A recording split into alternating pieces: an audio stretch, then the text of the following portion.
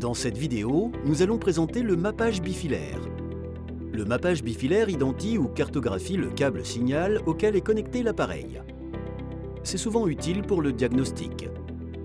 Par exemple, si vous exécutez « Appareil sans réponse » dans le menu de diagnostic, vous obtiendrez une liste des stations qui ne communiquent pas.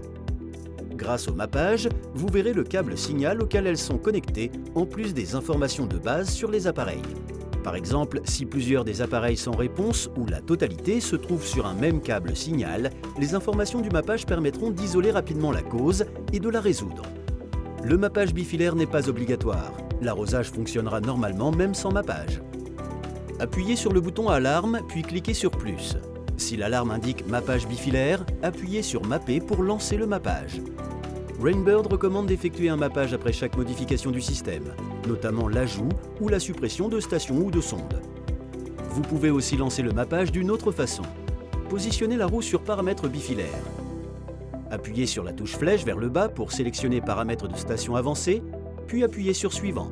Sur l'écran Paramètres de station avancée, appuyez sur la touche flèche vers le bas pour sélectionner Mappage bifilaire, puis appuyez sur Suivant. Sur l'écran Mappage d'appareil bifilaire, paramétrez le délai voulu en heures et ou minutes pour commencer le mappage ou laissez-le sur 0 pour lancer immédiatement le mappage. Appuyez sur Démarrer pour lancer le mappage des appareils. Tout l'arrosage est interrompu pendant le processus de mappage. Un écran de confirmation indique que le processus de mappage est en cours ou qu'il s'exécutera ultérieurement.